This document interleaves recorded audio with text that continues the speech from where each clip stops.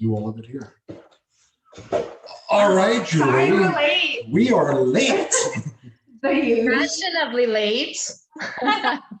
I was, it's Friday night, 8:15. I was on a consultation. Yes. Because. Just like a Monday morning. Just like a Monday morning, you Never know? stops. And no one came and interrupted it and said, hey, just close it. You know, it seems like you're working really hard there.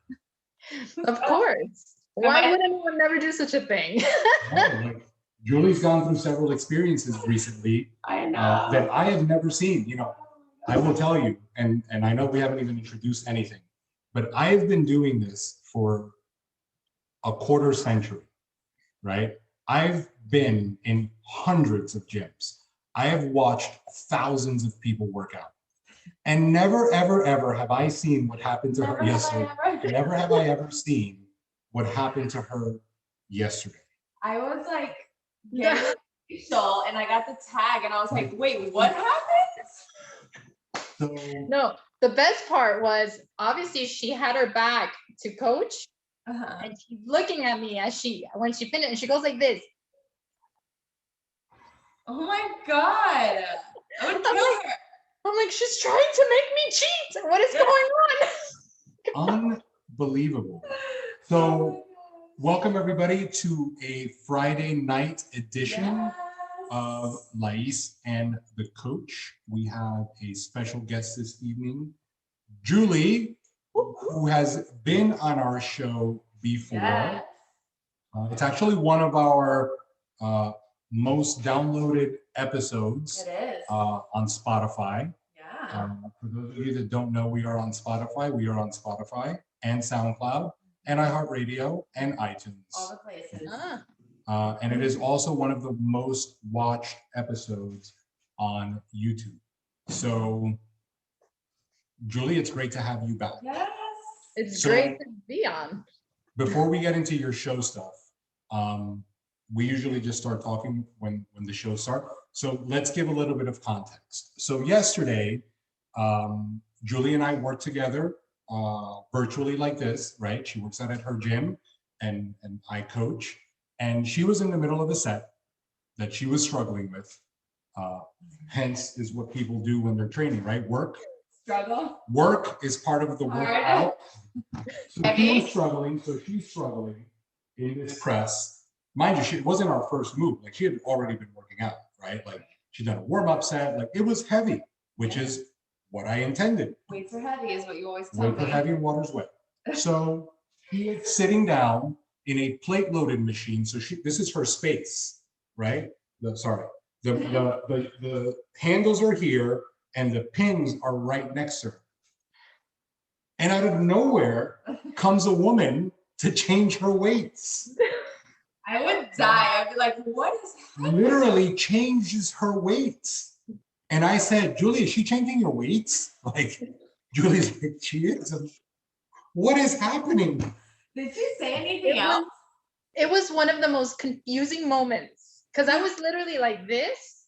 And now granted, at the same time, I'm in my zone and I'm like talking to myself, like, I can do this. Right. I got this. I've already done it. And then all of a sudden, here's this presence like in my face. This human. And she just bends over and she takes out the pin as I'm still here. And now I'm doing this. Funny part. Right before Coach was saying to me, because I kept going like this and looking at it. And Coach goes, it's not going to change by itself. It's not going to change if you keep looking at it. Change if you look at it. And I'm like, and all of a sudden, here's this present. And she just comes and she removes the pin. She didn't even put on a new weight. She just simply removed the pin altogether and is like, shh, no digas nada. And just walks away. I would die. What just happened? Unbelievable. I would die. Who does that? I don't know. It's so rude that you would touch what I'm using. Like, I mean, she may as well come and grab your water and said, oh, I was thirsty. I think it's time for you to drink water. Here you go. Yes. I'm like, and the worst part is, like, I swear for a moment, I felt like in high school when your friend is trying to make you cheat or something, Because then she's like, hey, and I look at Coach, I'm like, and I mouth it, I'm like, she's trying to make me cheat. I'm like, Jesus. That's so not your style. no. I've seen some stuff. Let me tell you, I have seen some stuff inside of different gyms, I'm but sure. never, ever have I seen that. That is like top 10 moments. No, and then after she realized that we hung up, she came back to me. She goes, "Your coach se fue. Ya coach se fue." I'm like, "Yeah, we're." Oh my God. She's so funny. She was like, and I'm like, "Yes." I was like, and she goes, "Was he mad at me?" She asked me, she goes, "Did he get mad at me?" Not, are you mad at me for changing my ways? Yeah, no, I had nothing to do with anything. What do you? You're a bystander here. Holy crap! Unbelievable. Anyway, so when you think you've seen it all, so Julie just finished competing in her third WBFF show when just a few months ago she had never done one. And her and I were talking the other day. That isn't even why you came in. Right. No, that's not at all. That isn't even why you came in to talk to us. Not at all. Like it was a complete, in our reality, the only reason why that even happened was because you and I had like a follow-up consultation a little less than a month after I first started, and I overheard Lais speaking to somebody else. And I'm like, what's that about? Yes. I didn't even remember that. Yes, that is true. That's so crazy. And here we are, 3 shows in. I know. And already ready for show number 4. I was thinking before we started, I'm like, wow, like your transformation is one of my favorites, but not necessarily your physical transformation, although it's amazing. Just how much you've transformed as a person, and how you've continuously transformed. Like a lot of times people transform the one time, but you've continuously transformed every prep, every show. Like you've gone all in and shifted this version of yourself over and over again. It's so amazing to watch, and to think that that wasn't even something you thought was possible or something that you wanted to do in the first place, and to still be able to get that kind of outcome, both physically and just internally, as a person, as a woman. 100%. And it's funny because I went to go have lunch with a friend of mine. I hadn't had lunch with him in a while, and we went to go eat. And he goes to me, Julie, he goes, I miss those clown pants you used to wear, right? Because they were like, and I said, no. I said, do not be mistaken. I said, I still wear them. It's just that now when I put them on, they look bohemian, right? But he said it. He was like, it's amazing. He goes, it's amazing. He goes, sitting in front of you and having this meal with you. He goes, I don't know if you notice, but even just the way that you carry yourself, the way that you talk, the way that you express yourself from a year ago to where you are now, he goes, it's a huge difference. He goes, isn't that insane? He goes, as a matter of fact, he goes, when I try to pick up girls, I'll pull it and I'll be like, I know her. But isn't that insane? Like a year. Yeah. Not a decade, 1 year.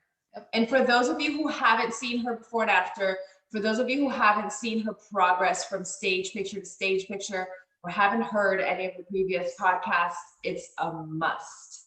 As a matter of fact, as you were, it's one of the before and after pictures that we get the most questions about, right? And like, is that real? Well, I'm always upfront about everything, right?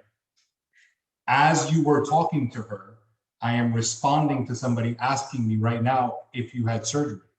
A lot of people ask. So let me say, I saw that question. I saw it. I just got to it now. So happy.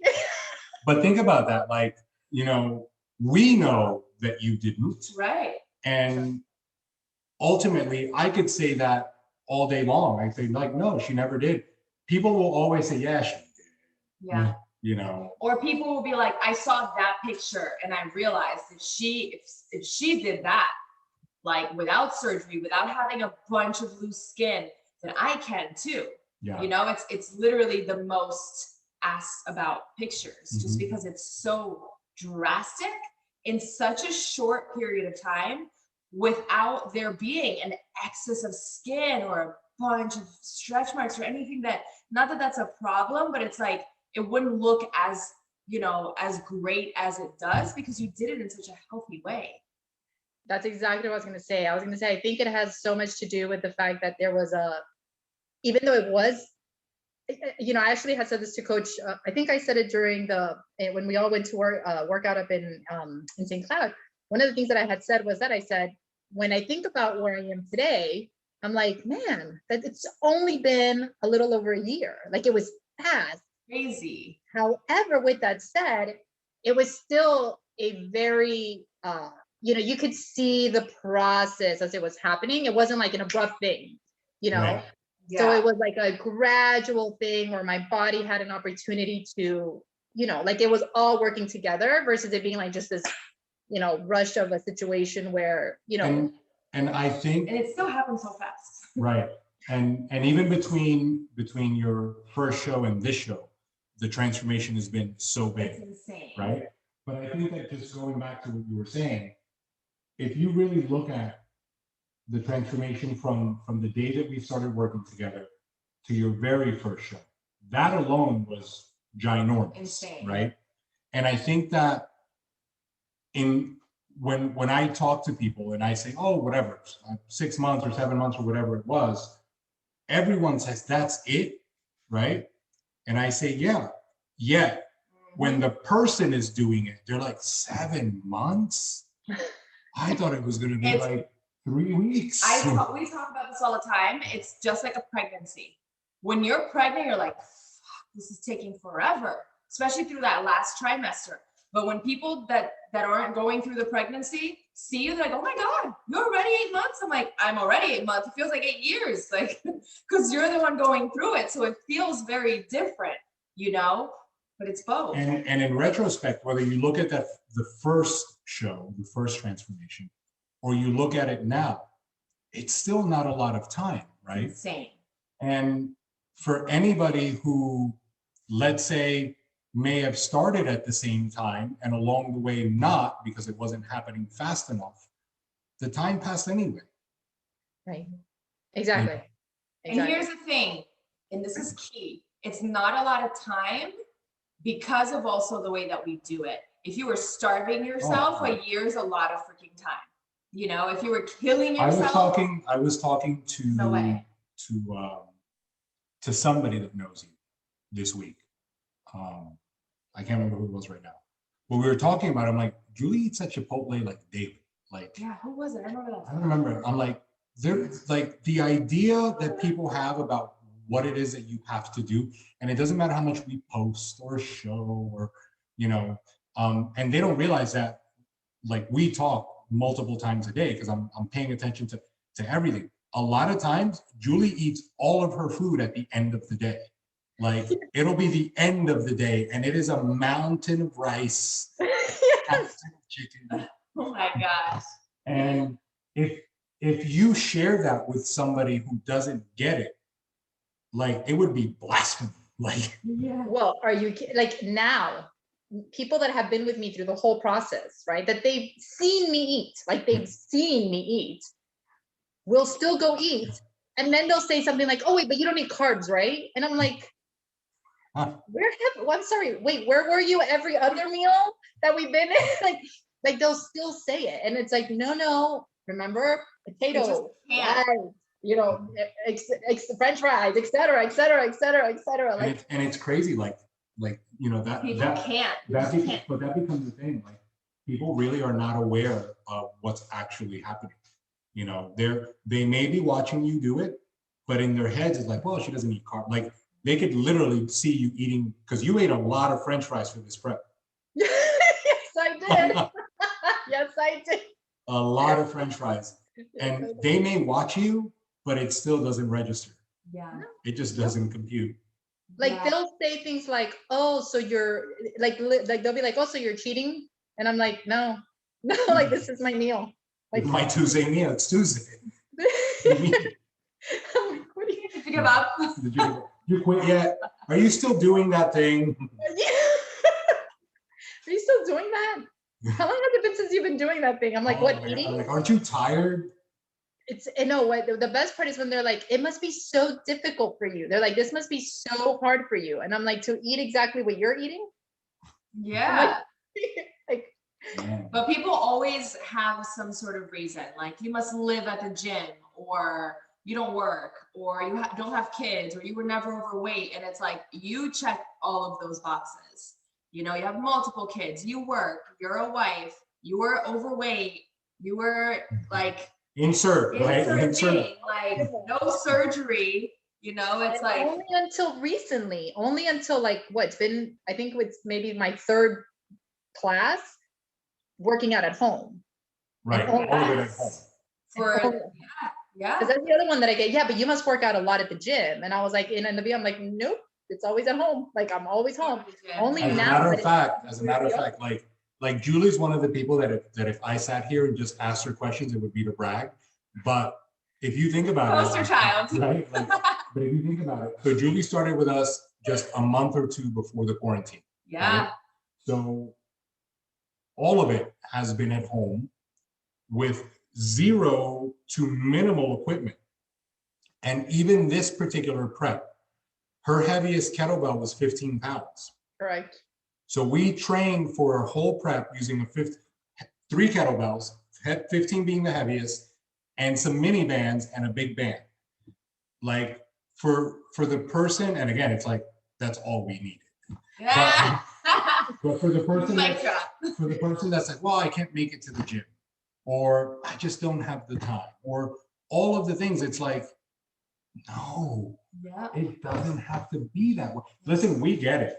Like, it's cool, it's fun, it's great to have 7 machines with the handles in different places. We get it. It's always interesting if people are going to come change your weights. That's but honestly, and this is a big goal. This is getting on stage in a bikini. This is which we've touched on in your previous podcast, but you had never done. But for the person that is only looking to transform the way that they look, lose a little bit of weight, feel a little bit better, you just don't need so much stuff. No. You know, and you need consistency. And you need to tell yourself a different story. Yes. Because ultimately that's I think the reason that we don't get to that consistency part, because that story is so loud, you know, that it's powerful. You gotta, it has to hurt, right? It should be really uncomfortable. You need to suffer. You need to be at the gym, and it's gotta be a big gym. And I'm intimidated by gyms, so I don't go because there's so many people and so many. I don't know how to use the machines. Did you ever doubt it? Did you ever have any moments of like, I don't have equipment, I don't really go to a gym, like how am I going to look better this time around, or as good as I want? So I don't want to say I had doubt for I think when I decided to go into it, it was like, I've said it in the past, it was a decision I made. Done deal. Like I was like, it's just going to happen. There's no choice. And I remember, because I remember clearly for the first one, I know we're talking about our third competition, but for the first one, it was February 10th. I remember the date, like the date that I had that conversation with you. 4 days later, I signed up for the competition. And I was still, you know, it was like, there's just no turning back. Like it is what it is. So I didn't doubt it. Now, what I did notice is that when I went to that first competition, I was like, what? This is awesome. I look amazing. I've topped it, blah, blah. I look at my pictures now and I'm like, what? Like, now it's amazing. Now look at, you know. So I guess at some point in the beginning, I didn't realize that your body can continue to change and develop, and you can do so much more. That's something that I don't know if it's that I doubted or I didn't know it. It didn't click, maybe.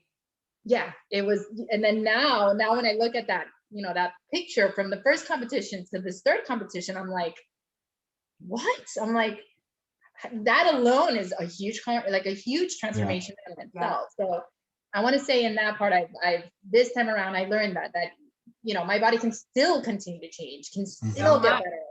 Yes. It's incredible. You know, it's incredible. Which that I genuinely thought that first competition, I'm like, this is it. This is as good as it gets. Like, you know. And I feel like that's why this process and this journey becomes, I don't want to use the word addicting, but like so enticing, because it becomes, you can continue to chase that different version of you. It's not just like, oh, I get to have a fun weekend. It's like, you know, that part is great too, but you can continue to make the body look better. You can continue to feel better. You can continue to reach things you never thought you could and look ways you never imagined were possible for you. And then you can continue that transformation. Like you said, you had never worn a bikini in your life anywhere. And here you are, forget the stage. Like now that's spilled over in your life where you go to the beach every Friday in a bikini and you get your nails done all the time and you get your hair done all the time. And it's like, you get to continuously improve. So it becomes like you have to keep doing it, you know, but this really only happens when people go all in.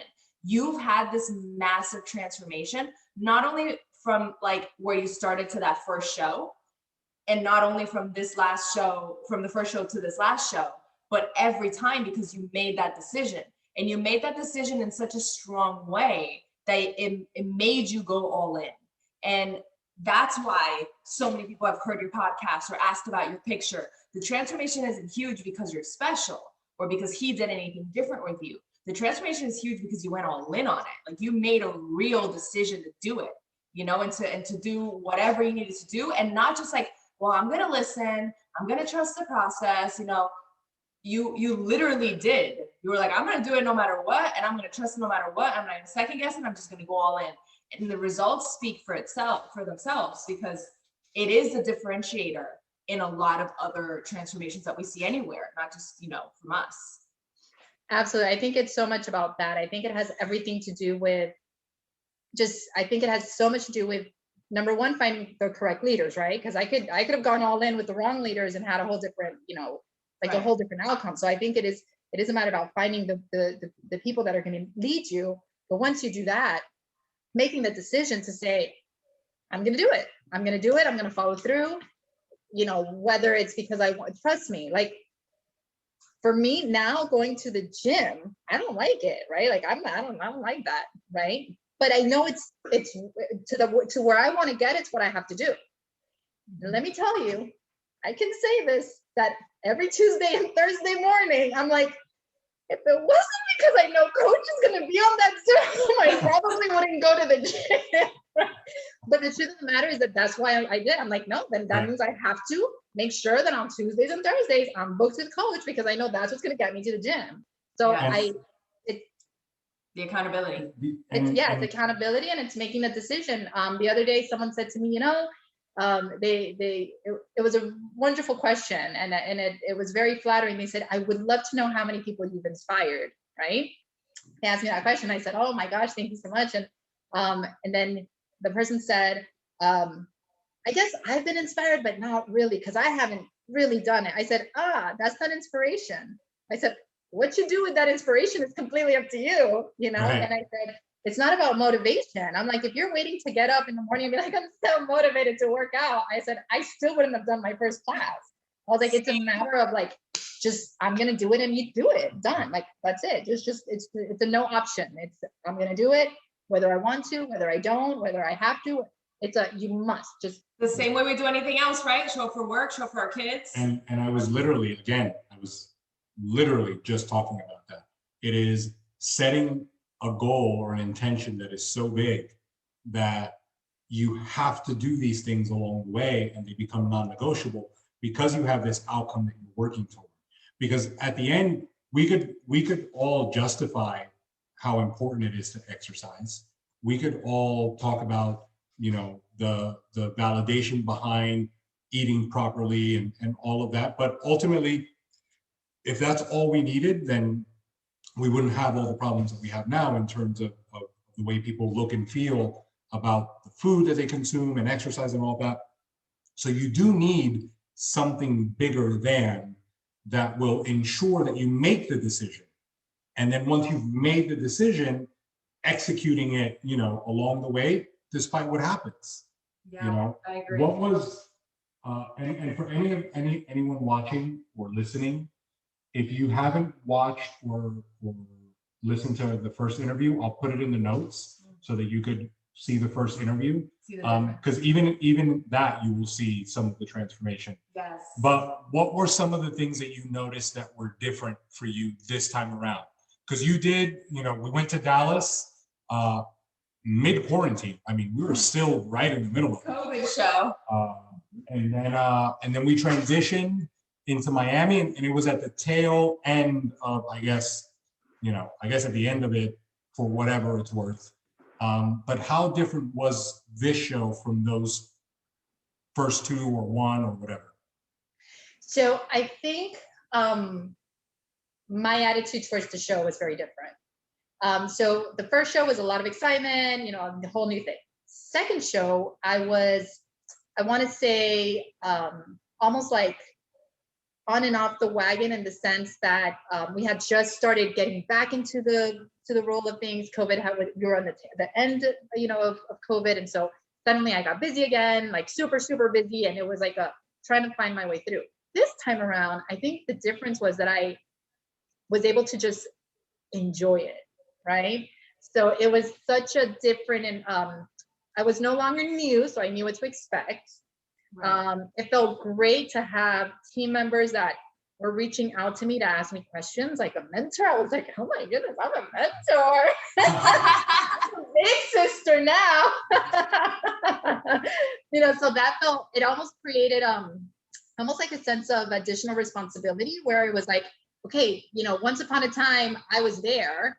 I know how scary that can be. I know all the emotions that go with being in that position. And so it was almost like okay, like I'm the big sister now, so I have to, help and maneuver through this. And so that was actually also another part of the experience that was awesome.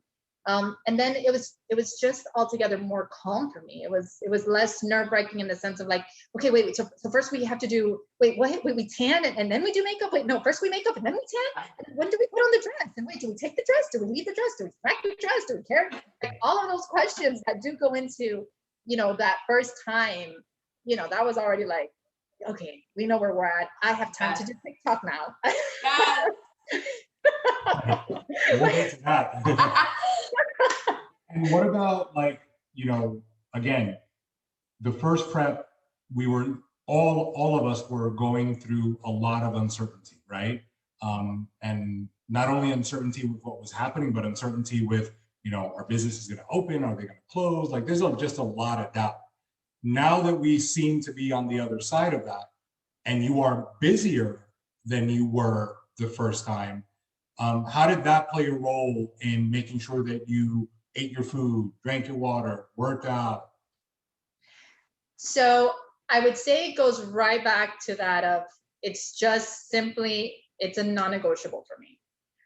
So for example, with the situation with the food, there was a small season where it got extremely busy for me. And I was like, I don't have time to, make anything. And when I say make anything, what is it? Chicken and rice, right? But even then, sometimes you're just like, okay, I don't have time.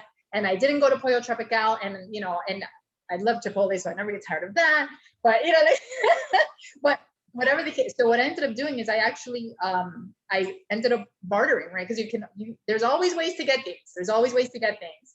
And there is a colleague of mine that I work with at the mansion. She's always wanted to learn how to dance salsa. Okay. But she also meal preps. Like she knows how to do that.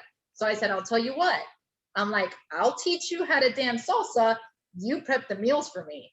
And she was like, got it. You know what I'm saying? So it's always just a matter of getting creative to make sure that there's always a way. If you want to do it, you will find the way to do it. And so, just for that time frame, it was a small time frame, that's what I did with her. But I think with the exception of that small season that just got extremely busy, because I've been consistent with it, there is also already a certain normalcy to it that allows things to get easier. So it was almost like, okay, let me just do this, So this prep was just altogether easier in that aspect. There was no overthinking. It's funny because earlier when you said, like, I made the decision, it's non-negotiable, a lot of times people don't go into this part of their journey like that. They don't treat it like their job or their kids or their marriage. And I know that it's not everyone's job or as important as their family, but it's an investment in yourself, you know, and in your well-being. And I wanted to add earlier, but I didn't want to interrupt, you know, when you were saying that everyone understands that, you know, eating the right things is healthy and it's good for your body to feed your body the right way. Everyone understands that moving your body and exercising is great for your body, for your health, but people underestimate how important it is for your happiness and for your soul and for all of the areas of your life to like the way that you look. It sounds vain and people are not okay even saying it, but to me, the same way the body needs to be healthy through food and exercise, the mind and the soul need to be happy with the way that you look, you know? So a lot of times people approach this as like something on the side or something extra or something completely negotiable, because that's why it's the first thing that goes out the window when anything comes up, you know? And I'm not saying that every day is perfect, like, but I am saying that the commitment to that journey and the commitment to that goal does need to be big enough to carry you through. You don't wake up in the morning and you're like, wow, this is gonna be really hard right now to get dressed for work. Like, you just fucking get dressed, brush your teeth, you get dressed, you make your coffee, right? It's like it's your routine. So there's no need to overthink it. There's no need to overthink your meals or your exercising. This is when you do it. This is what the plan says. This is what you either prepped or what you're picking up, and you just roll with it. And a lot of times you're like, oh, but I don't feel like I don't feel like going to work in the morning sometimes, but you do it. I don't want to deal with my son sometimes because I'm fucking tired, but you do it, right? So it's that. It's like allowing it to become just part of the flow, part of the day, part of the lifestyle, taking out that guesswork or overthinking of it, because that's how you talk yourself out of it. And that's what you're saying. You just kind of went into like, I made the decision, it just rolls into as something else in my life. Correct. And it becomes some, and if you do it consistently enough, it naturally just becomes part of your day. Yeah. Just like anything else, just like the way you brush your hair, you know, when at the moment that you brush your teeth, all of those things that are just already consistent in your day to day, it becomes just part of that consistency of day to day, where it's already something that's ingrained in your, in your daily routine. And I think that's wonderful. I love routines. I'm all about routines. I think routines are just a wonderful way to keep things like moving slow. You know, they change at moments. There's bumps and so on and so forth, but the routine always kind of comes back and saves the day. So how do you structure your order at Chipotle? So great question. So first of all, I was coming. So first of all, no, it is, but it's just like segued weird. Okay. No, it's so great. I do want to say that this is a great thing for if you work, which I do. One of the best things that ever. If you're a person that has a job and responsibilities and Chipotle, it's a small percentage of the population. For the three of you that are watching, if you have a job, those people that work in Chipotle, dude, this whole like online ordering is the most amazing thing. You order online, you drive, it's there, you pick it up, you walk back out. It takes a whole 5 minutes. It's the greatest thing. Awesome. But no, so basically, you know, it comes down to the I have a small scale. Is that what you're asking me? Like how I do the whole? So I actually have. Thing. Do you order a bowl? I order a bowl. Yeah, walk us through your process. How does it work? Now. So here's what happens, right? So what happens is I choose rice. I get to choose the kind of protein I want. So there's a selection. You can choose chicken, you can choose steak, you can choose pork. You can, there's a whole bunch of choices on there. You can pick whichever one you like. Then it goes down to the rice, then it goes down to the veggies and the lettuces, and you just pick and put it in there. That's and then you pick it up. And then you pick it up and then you magic. And it's there when you get there. It's there when I get there. You pick it up and then you eat it. Eat it. Oh no. First I take a picture. You gotta weigh it. And then do you ever get less chicken than you need? Do I ever get less chicken from Chipotle? Than what you're supposed to have for a meal? Like, do they serve? So actually, usually they if you do one serving, it's 3 ounces. That's usually what they give you. So 2 servings comes to be about 6 ounces. I weigh it. I do weigh my food. Yeah, because we've gone like one of our we do the same, right? We only recently started ordering ahead. It's very new for us. We're the stand in line people and complain the whole time. You are the They're stand the line. ones that I look at when I walk in and I'm like, Oh. Sucks to be you. I'm in the line the whole time complaining. But you could see, depending on the pourer, like, you know, sometimes I don't know, do they feel like they're giving you too much? Does the kid serving the rice? Is he paying for Like, it? holy shit, They're so stingy. but I tell them, I'm like, sírvale más, métale más. I tell them like, métale más, métale, It's métale. supposed to be a standard 4 ounces. Yeah. Well, let me tell you, it's like their spoon must be Pulling teeth. smaller. Well, one of the things, and I think I picked this up, I forgot from who, it's like, I get double, right? But it's always like, wait till they serve before you ask for the double. Because if you ask for double off the back, it's like they'll give you 2 little bits. But if they serve you the regular amount, you're like, oh, can I have double? Then you get a whole other serving. There's some tricks, tips and tricks for you This guys show out is there. not just about competing. So many tricks here. Well, my Chipotle people are very stingy with the exception of one lady, which she goes nuts. That lady's like, She's just giving it away. she's just like, and she says, she goes, a mí no me importa, lo están comprando. And She's the Latin mom that wants to keep feeding.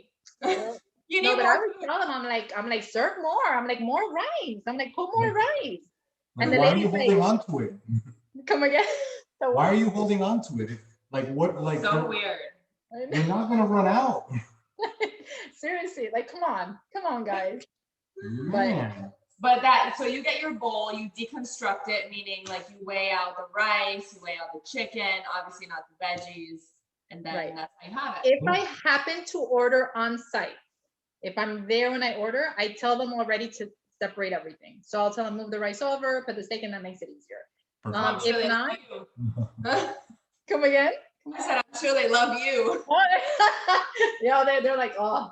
And then when Gus comes with me, they'll ask him, they're like, do you want that too? He's like, no, you can mix it all. He's like, Just mix it all up. Say, I'm a fitness model, so deal with it. yeah, I'm like, this here, exactly. I'm like, when you're ready to do the transformation, we can talk. You'll see why I need this separated. Exactly. But then if I order it online, then I just simply, I just separate it. Right, And that's it. right. No big And deal. honestly, again, for anybody watching, like we're laughing about it, but it's a really convenient way to get rice and chicken, right? It doesn't have a lot of stuff on it. And ultimately, I think a lot of people, the first hiccup is you deconstruct the bowl and weigh it. It literally takes 2 minutes. That's so much work. It doesn't take any time.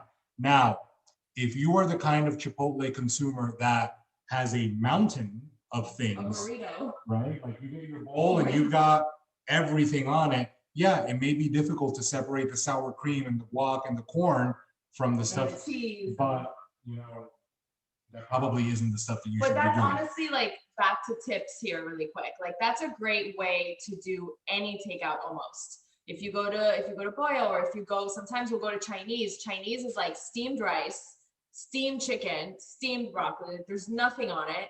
If you don't get the breaded chicken, you just get regular chicken. It's like thin chicken breast. You get sauce on the side and then you measure out a spoonful and you measure out your rice, you measure out your chicken. So there's always a way to get chicken and rice or rice and But even steak. that, like we never do, oddly enough, we never do like this. We never do tips on what to do. No, it's a new thing. But if you go to the Asian takeout, right? And you get steamed rice, like just plain white rice that doesn't have anything in it. And you get steamed protein, which could be chicken or shrimp with broccoli, right? It's just steamed. And you get your brown sauce on the side. They give you a tub yay big. Like they give you like a bunch of sauce. And in my mind, like, is all of that in there? I know. Like, is all that sauce in there when I buy it? You could even just get soy sauce Because with it. it could be as simple as some soy sauce, but you could also just use a tablespoon of that thick, brown, delicious sauce, and self-measure, But every place that has takeout has the ability for anybody following any plan to order anything if you're willing to portion things out and weigh and measure. So try it. Let us know. All right. and this is what it comes down to. When it comes down to the whole, like, oh my gosh, you weigh everything, like how annoying, blah, blah. I'm like, listen, I used to not weigh things. And I know what that felt like. I know what that looked like. I know what that, what my day was, my energy level was day to day. And now I know what I look like and how I feel and what my energy level is when I do weigh my food. Yeah. So if I'm really going to talk about convenience and about what's good and what's not, I definitely prefer the today. Do you think that the reason, and these are the questions that I always ask, do you think that the reason that people feel that way is because we're just not taught to do that? Because we weigh everything else. We weigh our money. We want to know how much we have. If you have gas in the car, you're constantly looking at to see how much is there, how much goes in. Like everything is measured, right? How many hours you work, everything is measured. But when it comes to the food that you use as fuel to live as a human being, that's difficult. Yeah, I think it's because it's every meal. People are used to just mindlessly eating, which is the problem. Like you don't want to face what you're eating or how much of it you're eating. Because a lot of times, even when we do consultations with people and they run down their day, they don't eat. It's like, that's impossible. Right. There's no way that's all you eat, So having to be so aware, I think, is scary to people. And I think that they blame it on the inconvenience. But we have heard the inconvenience thing a lot of times. And it's what he always says, pick your hard. We always say, like, what's harder, feeling like shit about yourself or just in general, or weighing food? Like, right. Pick it, And the best part is that I see that now, when I do it the right way, right? For me, the right way is weighing my food, making sure I'm eating what I'm supposed to eat. When I do it the right way, I eat my food and I enjoy every bite, right? I am enjoying it because I'm like, this is good for me. This is the fuel that I need. I enjoy the food that I eat. It's not that I'm like, oh God, I hate no, I like what I'm eating. So it feels good all around.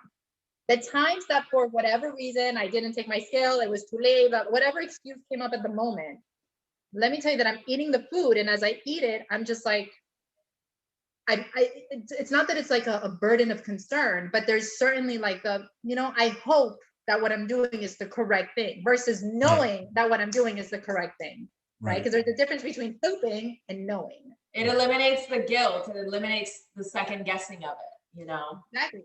And the truth of the matter is even when I wasn't in this process, before I met, Coach, before I met Lais, before I met before I even knew that I could change my life, right? Because this changed my life. Before that was still there anyway, right? I would eat the cake and the this and the that, and then I'd come home and I would look at myself and be like, yeah, no kidding. Look at everything that you did to yourself today, because it's something that we do to ourselves. Yep. Like, it is the one thing that we can genuinely control is what we consume, how we consume it, and what we do with our bodies, right? Yeah. And so if I mistreat it and I'm not doing what I'm supposed to do to it, the consequences are 100% mine. 100% mine. And that guilt is so much harder than measuring food. 100%. 100%. Like, hands down, there's no comparison. None.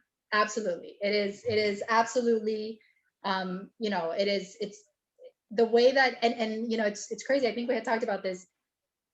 It's not that I was an unhappy person before, but I didn't realize how unhappy I actually was, and now when I look at my life and everything, I'm just like, oh my gosh, like, how much time did I spend? Did I waste?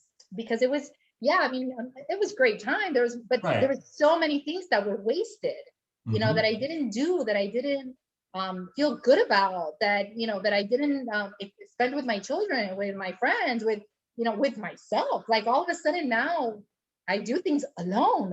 Did you know that people can do that? And enjoy it?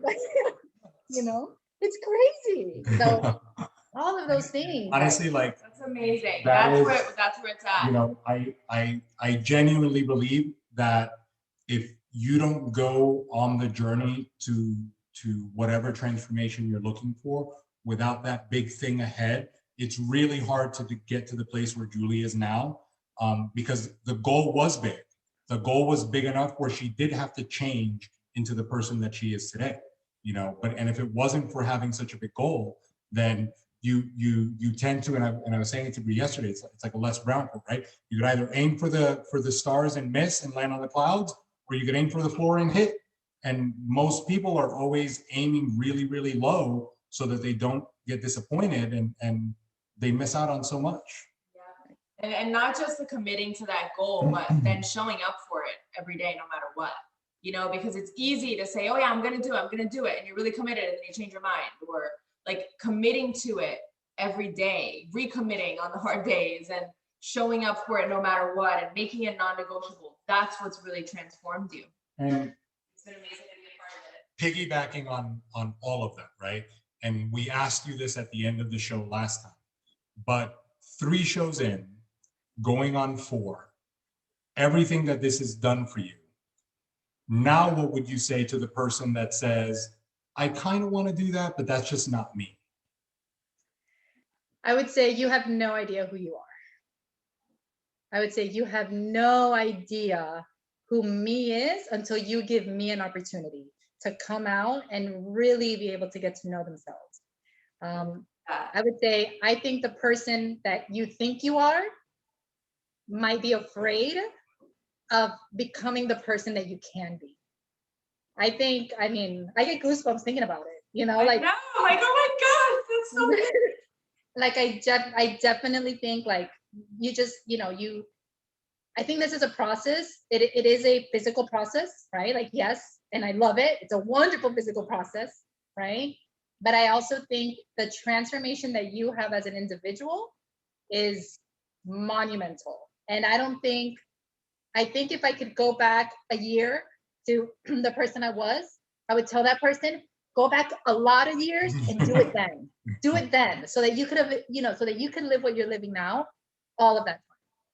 That's what I would say. I would say you have no idea who you are until you give yourself an opportunity to do that process. I love that so much. Like, you have no idea. It's awesome. It's everything, even the little things, like for example, the last prep. Oh, Coach, I haven't told you this. Oh, here we go.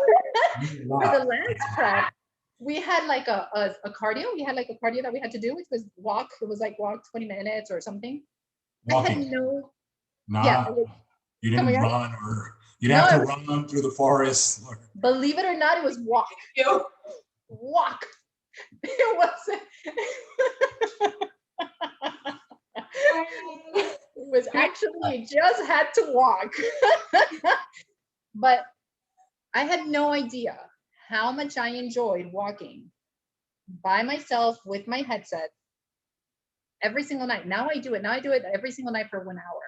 Every night for 1 hour, I take a walk by myself. For you. Come again?